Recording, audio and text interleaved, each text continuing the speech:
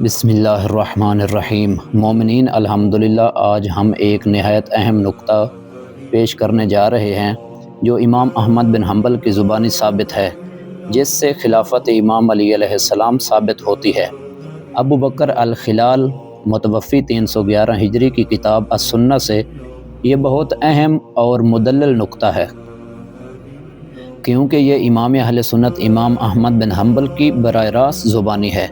ابو طالب احمد بن حمید مشکانی نے امام احمد بن حنبل سے پوچھا، حدیث رسول خدا کے بارے میں بتائیے کہ آپ صلی اللہ علیہ وآلہ وسلم نے من کنت مولاہ فعلی مولا، جس کا میں مولا ہوں علی بھی اس کے مولا ہیں۔ تو امام احمد بن حنبل نے فرمایا کہ اس حدیث کے بارے میں بحث نہ کرو، حدیث کو اسی طرح رہنے دو جیسے وہ آئی ہے۔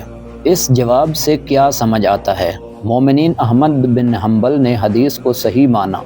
اگر یہ حدیث ضعیف یا موضوع ہوتی تو احمد بن حنبل جیسے محدث فوراً کہہ دیتے کہ یہ ضعیف ہے یا باطل ہے، لیکن انہوں نے کہا حدیث کو جیسے ہے ویسے رہنے دو، یعنی حدیث کی صحت پر کوئی اعتراض نہیں کیا، مولا کے معنی پر بحث سے اجتناب کیا۔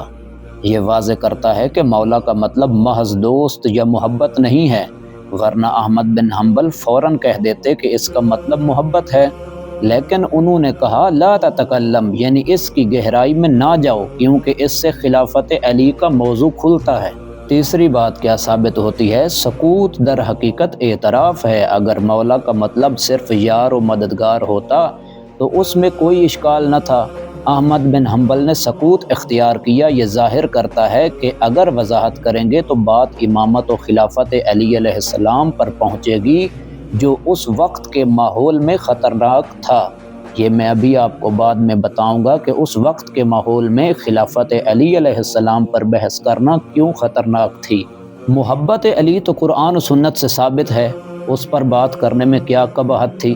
سکوت اس بات کی دلیل ہے کہ مولا کے معنی ولی، صاحب اختیار، پیشوا ہیں، نہ کہ صرف محبوب۔ اور وہ جو کہتے ہیں کہ وہاں پر مولا سے مراد دوست تھا، تو اگر علی دوست تھے تو علی کی دوستی تو قرآن سے ثابت ہے، اس پر تو کسی زمانے میں بھی گفتگو کرنا مشکل ثابت نہیں ہوتا۔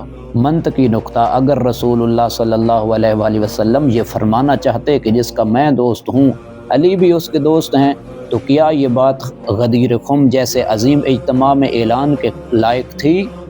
یا کیا علی علیہ السلام کی پہلے باقی صحابہ کے ساتھ دوستی نہیں تھی؟ یہ بات کس دور کی ہے؟ مومنین، اس بات کو سمجھیں۔ امام احمد بن حنبل عباسی دور میں زندہ رہے۔ یہ وہ زمانہ تھا جب بنو عباس خلافت پر قابض تھے۔ اہل بیت کے ماننے والے سخت دباؤ اور سیاسی ظلم کا شکار تھے۔ اگر کوئی خلافت و امامت علی کی کھل کر بات کرتا تو یہ عباسی حکومت کے خلاف بغاوت شمار ہوتی۔ اسی لیے احمد بن حنبل جیسے بڑے امام نے باوجود حدیث کی صحت ماننے کے اس کے اصل مفہوم پر گفتگو کرنے سے احتیاط کی۔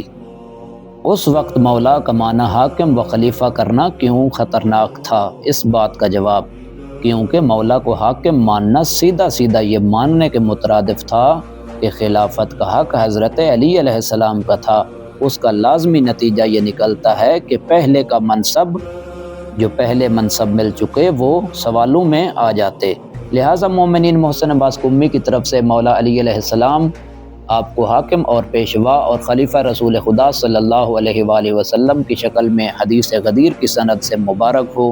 ویڈیو اچھی لگی ہو تو شیئر کریں، چینل یوٹیوب نور کربلا کو سبسکرائب کریں، لائک کریں۔ اگر کوئی سوال ہو تو کمنٹس میں ضرور کریں۔ اللہ حافظ۔